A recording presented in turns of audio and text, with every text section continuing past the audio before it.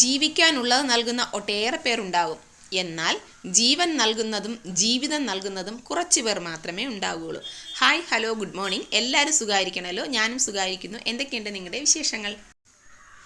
ഒരിക്കൽ കാട്ടുതീ ഉണ്ടായി. കാട്ടുതീ ഉണ്ടാകുമ്പോൾ കാടും ഏകദേശം ദൂരം അങ്ങ് കത്തി നശിക്കും. ഇപ്പോൾ കത്തി നശിച്ചതിന് ശേഷം പിറ്റേന്ന് ഇങ്ങനെ ഒരു ഫോറസ്റ്റ് ഉദ്യോഗസ്ഥൻ വന്ന് കണക്കെടുപ്പ് എത്രത്തോളം നാശനഷ്ടങ്ങൾ ഉണ്ടായി എന്ന് നോക്കാൻ വേണ്ടിയിട്ട് കാട്ടിലേക്ക് കയറിയ സമയത്ത് അയാളുടെ ശ്രദ്ധയിൽപ്പെട്ടതാണ് ഒരു മരത്തിൻ്റെ പൊത്തിൽ ഒരു കിളിക്കൂട് കണ്ടു. കിളി അങ്ങനെ ഇരിക്കുന്നത് കണ്ടു. ഇയാൾ ആ മരത്തിൽ കയറി കിളിയെ എടുത്തപ്പോഴത്തേനും കിളി ചത്തുപോയ, അങ്ങനെ ചത്ത് ഇരുന്ന കിളിയാണ്. അതിന് ജീവനില്ല എന്നുള്ള കാര്യം മനസ്സിലായി.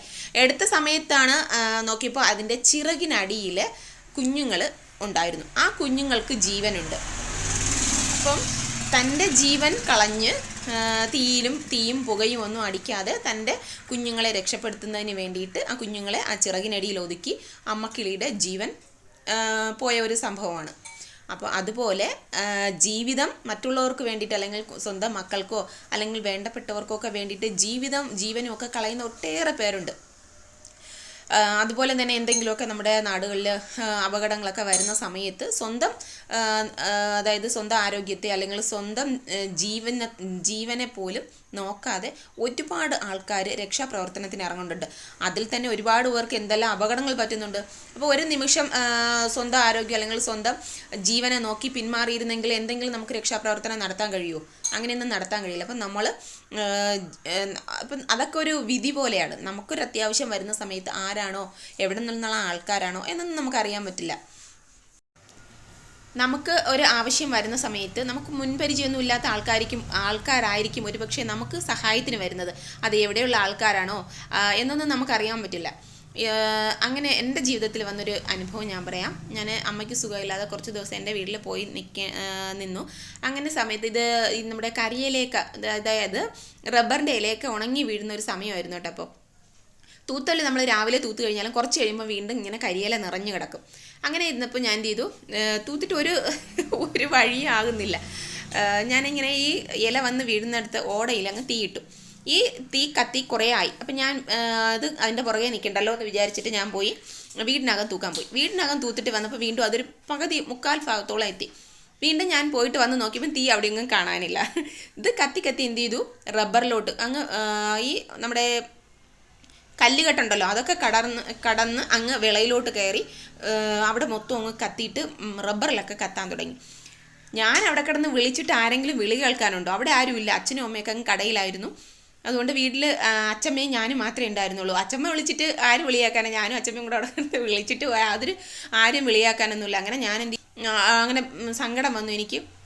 ഞാൻ പെട്ടെന്ന് ഇറങ്ങി റോഡിൽ നിന്നിട്ട് ഇതിനിടയിൽ ഞാൻ കുറേ പ്രാവശ്യം വെള്ളമൊക്കെ കോരി ഒഴിച്ചു കേട്ടോ. അപ്പോൾ എൻ്റെ കൈക്ക് നിൽക്കില്ല എന്ന് എനിക്ക് തോന്നി. ഞാൻ റോഡിലോട്ട് ഇറങ്ങി അവിടെ നിന്ന് വിളിക്കാൻ തുടങ്ങി. തീ കത്തുന്നു, ആരെങ്കിലും ഓടി വരണേ എന്ന് പറഞ്ഞ് വിളിക്കാൻ തുടങ്ങിയപ്പോൾ അപ്പുറത്തെ വിളയിൽ നമ്മുടെ ഓപ്പോസിറ്റുള്ള അവിടെ JCB പണിയടക്കാണ്. അവർ വർക്കേഴ്സ് ഒരു 4-5 പേരുണ്ടായിരുന്നു. ആ സമയത്ത് അവർ ബ്രേക്ക് സമയമായിരുന്നതുകൊണ്ട് ഇത് എഞ്ചിനും അവരവിടെ ജോലി ചെയ്തുകൊണ്ട് അവിടെ റെസ്റ്റ് എടുക്കുന്ന സമയമായിരുന്നു. അപ്പോൾ അവർ ഈ JCB ഒക്കെ ഓഫ് ചെയ്തിട്ട് റെസ്റ്റ് എടുക്കുന്ന സമയമായിരുന്നു. ആ സമയമായതുകൊണ്ട് എൻ്റെ വിളി അവർ കേട്ടു കേട്ടോ. ഇങ്ങനെ ആരെങ്കിലും ഓടി വരണേ നടന്ന് വിളിക്കുന്നത് കേട്ടിട്ട് അവരെല്ലാവരും ഓടി വന്നു. അടുത്ത് നിന്ന വാഴയൊക്കെ മുറിച്ച് എല്ലാം തീയൊക്കെ അണയ്ക്കാനുള്ള രീതിയിലുള്ള എല്ലാ സഹായങ്ങളൊക്കെ അവരെല്ലാം ചെയ്തു. അതിനുശേഷമാണ് അച്ഛനൊക്കെ ഓടി വന്നത്. അറിഞ്ഞങ്ങനെ കടയിലൊക്കെ അറിഞ്ഞു. അങ്ങനെ അച്ഛനൊക്കെ ഓടി വന്നപ്പോൾ ഇവിടെ ഏകദേശം ഒരു 4-5ഓളം റബ്ബറൊക്കെ അങ്ങ് കത്തിപ്പോയി കേട്ടോ. കത്തി അത് മൊത്തം ഇല്ലാതായിപ്പോയി. ആ വിള മൊത്തമൊക്കെ അങ്ങ് കത്തി. പക്ഷേ ഒരുപാട് നാശനഷ്ടമില്ല, എന്നാലും ഒരു 5-6 മൂട് റബ്ബറോളം കത്തിപ്പോയി. അപ്പം അന്നെനിക്കൊരു കാര്യം മനസ്സിലായി. നമ്മൾ പ്രതീക്ഷിക്കുന്ന ആൾക്കാരല്ല നമ്മുടെ ജീവിതത്തിലോട്ട് ഓരോ സഹായത്തിനായിട്ട് വരുന്നത്, സഹായം ചെയ്യാൻ വരുന്നത്. നമുക്ക് പരിചയമില്ലാത്ത ആൾക്കാരായിരിക്കാം നമ്മുടെ ഹെൽപ്പിന് വരുന്നത്. അപ്പോൾ നല്ല മനുഷ്യരായിരുന്നു. സാധാരണ എല്ലാവരും വന്ന് വഴക്കൊക്കെ പറയുമല്ലോ, എന്താ ഈ കാണിച്ചത്, എങ്ങനെയൊക്കെയാണ് ചെയ്യണം എന്നൊക്കെ ചോദിക്കില്ലേ. അവരൊന്നും പറഞ്ഞൊന്നുമില്ല കേട്ടോ. എന്നെ ബന്ധുക്കൾ ബാക്കിയെല്ലാം അച്ഛനും അമ്മയും എല്ലാവരും ഒക്കെ, അച്ഛനും അമ്മയും ഒരുപാടൊന്നും പറഞ്ഞില്ല കേട്ടോ. എന്നാലും നീ അത് നോക്കണ്ടായിരുന്നു, ഇങ്ങനെ ആരെങ്കിലും തീയിട്ടിട്ട് പോകും, ഇങ്ങനെയൊക്കെ ചെറുതായിട്ടൊക്കെ വഴക്ക് പറഞ്ഞോളൂ. ചില ആൾക്കാരുണ്ടല്ലോ, നമ്മളെ സഹായിക്കാൻ വരുന്ന ആൾക്കാർ ഒരുപാട് വഴക്ക് പറയും. പക്ഷെ അവരൊന്നും പറഞ്ഞൊന്നുമില്ല. അതായത് ഇതൊക്കെ എല്ലാവർക്കും പറ്റുന്നൊരു സാഹചര്യങ്ങളാണ് എന്നൊക്കെ പറഞ്ഞ് അത്യാവശ്യം അങ്ങനെയൊക്കെയുള്ള കാര്യങ്ങളൊക്കെ പറഞ്ഞു അവരങ്ങ് പോയി. അപ്പോൾ നമുക്ക് ഒരു ആവശ്യം വരുന്ന സമയത്ത് ആരെന്നൊന്നുമില്ല, എവിടെയുള്ള ആൾക്കാരായാലും നമ്മളെ സഹായിക്കും. അത് ഒരു ദൈവനിശ്ചയമാണ്.